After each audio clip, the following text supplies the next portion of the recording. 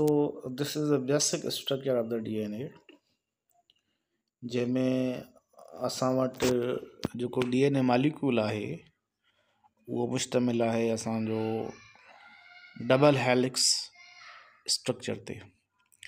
माना हिन में जेके असांजा न्यूक्लियोटाइड्स आहिनि उहे पाण में मिली करे हिकु अहिड़ी स्ट्रक्चर ठाहिनि था जंहिंमें जेके नाइट्रोजिनियस बेसिस आहिनि उहे सेंटर ते अचनि था, जेके पाण में बॉन्ड थियल आहिनि एडिनाइन थायमीन सां ऐं गाइनिन साइटोसिन सां।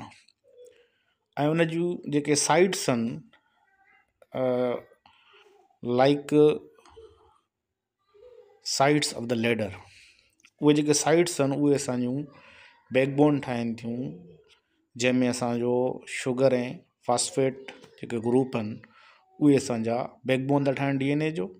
ऐं जेके नाइट्रोजिनियस बेसिस आहिनि जंहिंमें adenine cytosine guanine and thymine जेके उन जो सेंट्रल कंपार्टमेंट ठाहिनि था। इन तरीक़े सां जेको असांजो DNA मालिक्यूल आहे डीऑक्सी राइबोस न्यूक्लिक एसिड उहो असांखे हिकिड़ी डबल हेलिक्स स्ट्रक्चर ॾिए थो। DNA काफ़ी हिकिड़ो इम्पॉर्टेंट मालिक्यूल आहे which is the basic part of the genetic material. जेको जंहिं बि सेल जो जेको जेनेटिक मटीरियल हूंदो आहे उहो असांजो DNA आहे। माना हिकु सेल ॿिए सेल में डिवाइड थिए थो या हिकु सेल असांजो न्यू सेल्स में डिवाइड थिए थो त उन जो जेको जेनेटिक मटीरियल आहे उहो बि डिवाइड थिए थो, उन जी बि कापी वञे थी।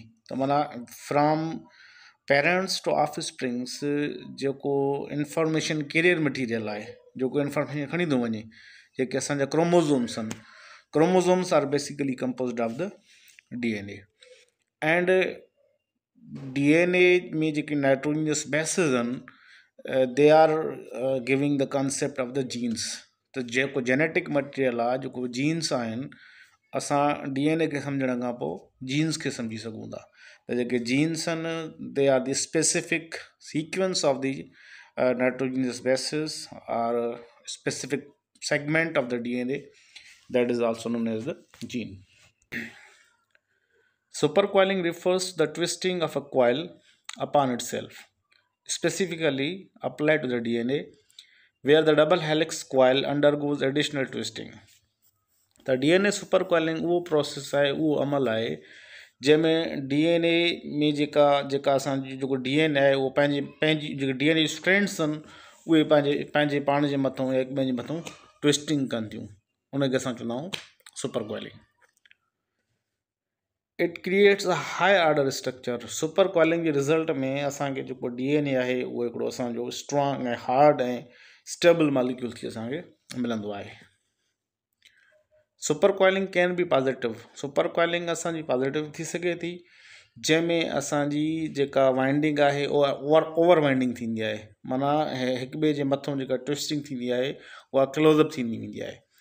आर नेगेटिव, ऐं नेगेटिव जेका सुपर कॉइलिंग आहे उन में वरी जेके असांजा कॉइल्स आहिनि उहे खुलंदा आहिनि, उहे रिलैक्स थींदा आहिनि on whether the DNA helix is overwound or underwound. Show कंदियूं त that is a super coiling.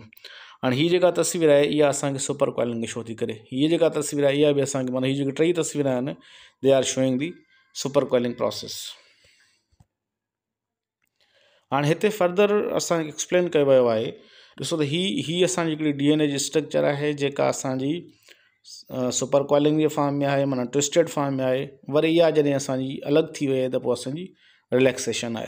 Relaxation जो मतिलबु आहे त जेका असांजी सुपर कॉइल्ड जेका असांजी कॉइल हुई, जेका स्ट्रैंड हुई, उहा हाणे असांजी सेपरेट थी करे रिलैक्स फॉर्म में अची वई आहे।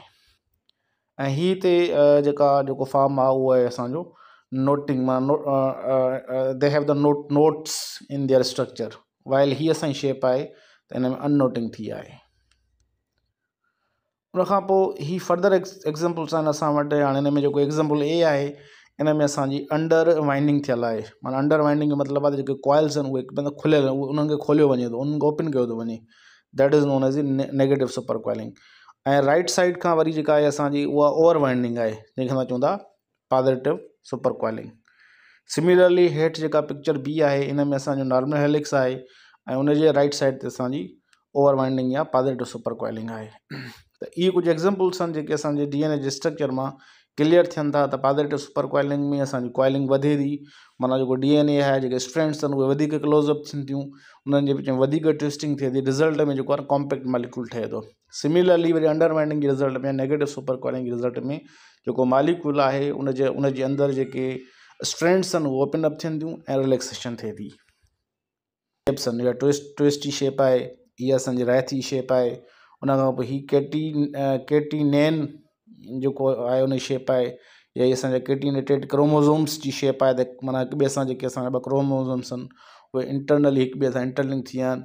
ऐं हीअ असांजी नोट जी शेप आहे, ऐं हीअ फाइनली असांजी रिलैक्स्ड DNA जी शेप आहे, ऐं हीअ असांजी कंस्ट्रेंड कॉइल जी शेप आहे। त हीअ मुख़्तलिफ़ DNA जूं शेप्स आहिनि, या मुख़्तलिफ़ DNA जी असां हिनखे टोपोलॉजी चई सघूं था। त DNA जी मुख़्तलिफ़ अरेंजमेंट्स आहिनि, उहे अरेंजमेंट्स असांखे हिते शो थियल आहिनि, ऐं इहे ॾेखारियो वियो आहे त ट्विस्ट कीअं आहे, राइथ कीअं आहे, केटिनेटेड फॉर्म कीअं आहे, नोट कीअं आहे, रिलैक्स DNA कीअं आहे, ऐं कंस्ट्रेंड सुपर कॉइल कीअं आहे। देन असांखे हिकिड़ा एंजाइम्स आहिनि जेके असांजा आहिनि टोपोआइसोमरेज़िस, जंहिंखे असां मॉलिक्यूलर सिज़र्स बि चवंदा आहियूं।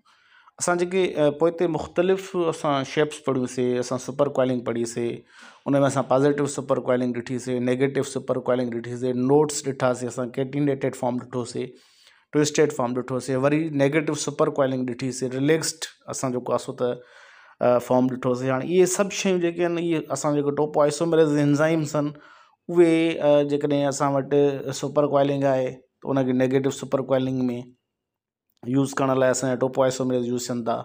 जेकॾहिं केटिनेटेड फॉर्म में आहे त उन केटिनेशन खे डिक्रीज़ करण लाइ असांजा टोपोआइसोमरेज़ यूज़ थियनि था।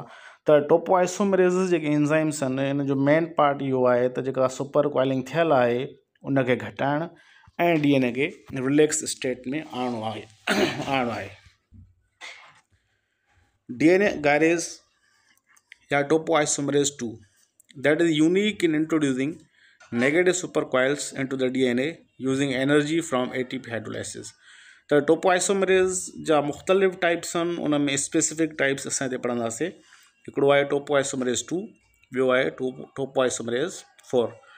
जेको टोपोआइसोमरेज़ 2 आहे that is also known as DNA gyrase और that is also known as टोपोआइसोमरेज़ 2। हाणे हिन जो मेन पर्पज़ इहो आहे त हीअ नेगेटिव सुपर कॉइल्स प्रोड्यूस कंदो आहे। उनजे रिज़ल्ट में it helps relieve positive super coiling. त नेगेटिव सुपर कॉइल्स प्रोड्यूस कंदो आहे ऐं पॉज़िटिव सुपर कॉइलिंग खे रिलीव कंदो आहे, या घटाईंदो आहे, या उनखे डिक्रीज़ कंदो आहे। That accumulates ahead of replication fork for transcription complexes allowing the DNA to be properly unbound and copied. त जेका ट्रांसक्रिप्शन जेको प्रोसेस आहे, जंहिंमें DNA मां DNA जी कॉपी ठहंदी आहे, त उन प्रोसेस में इहो ज़रूरी हूंदो आहे त पॉज़िटिव सुपर कॉइलिंग घटि थिए ऐं नेगेटिव सुपर कॉइलिंग प्रोड्यूस थिए। त छो त जेकॾहिं पॉज़िटिव सुपर कॉइलिंग जो मतिलबु आहे इलाही असांजो जेको मॉलिक्यूल हूंदो कॉम्पैक्ट हूंदो। जेकॾहिं कॉम्पैक्ट मॉलिक्यूल हूंदो त उनमें ट्रांसक्रिप्शन जो प्रोसेस स्लो थींदो। त ट्रांसक्रिप्शन थियण लाइ, DNA जी कॉपी ठाहिण लाइ इहो ज़रूरी आहे त असांजी जेका पॉज़िटिव सुपर कॉइलिंग थिए उहा रिलीव थिए ऐं घटि थिए। पोइ उनजे लाइ जेको असांजो एंजाइम आहे DNA गायरेज या टोपोआइसोमरेज़ 2, उहो हेल्प कंदो आहे त जीअं पॉज़िटिव सुपर कॉइलिंग रिलीव थिए ऐं DNA क़ाबिल थिए पंहिंजी कॉपी ठाहिण जी। ॿियो आहे टोपोआइसोमरेज़ 4, मेनली रिस्पॉन्सिबल फॉर डीकेंटिनेशन। हिन जो जेको मेन रोल आहे उहो डीकेंटिनेशन, माना जेको असां प्रीवियस शेप पढ़ीसीं जंहिंमें ॿ मॉलिक्यूल्स हिक ॿिए सां इंटरलिंक्ड हुआ, उन्हनि खे अलॻि करे ऐं सेपरेट करण जेको कमु आहे उहो आहे टोपोआइसोमरेज़ 4 जो। हाणे हिते DNA टोपोलॉजी में कुझु शयूं शो थियल आहिनि। हीअ असांजी जेका फस्ट जेका असांजी स्टेट आहे, हीअ असांजी स्टेट आहे रिलैक्स स्टेट। उन खां पोइ सेंटर ते आहे असांजो super coil state, and again we have a relax state. त हीअ जेको मुख़्तलिफ़ असांजूं शेप्स आहिनि DNA मॉलिक्यूल जूं, from relax state super coiling ऐं super coiling relax state, that is actually इनखे असां चवंदा आहियूं टोपोलॉजी।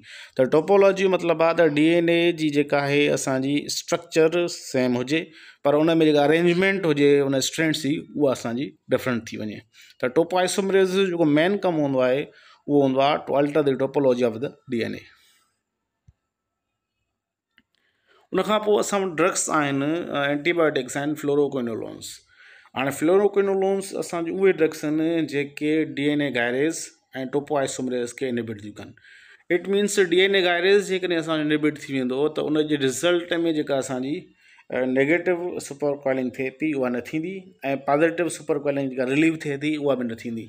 उन जे रिज़ल्ट में छा थींदो त जेको DNA जी जेका कॉपी ठहे पई उहा न ठहंदी। जॾहिं DNA जी कॉपी न ठहंदी, DNA डिवाइड न थींदो त रिज़ल्ट में जेके DNA जा जेके फंक्शन्स हूंदा, जेके बि फंक्शन असां पढ़िया आहिनि उहे सभु छा थी वेंदा, ब्लॉक थी वेंदा, स्टॉप थी वेंदा। ऐं टोपोआइसोमरेज़ बि जेकॾहिं असांजो 4 बि ब्लॉक थी थो वञे त उन जे रिज़ल्ट में बि जेका असांजी लाइगेज एक्टिविटी आहे या जेका रीसीलिंग एक्टिविटी आहे, जेको असांजो कैटिनेशन जो प्रोसेस आहे, उहो छा थी वेंदो, स्टॉप थी वेंदो।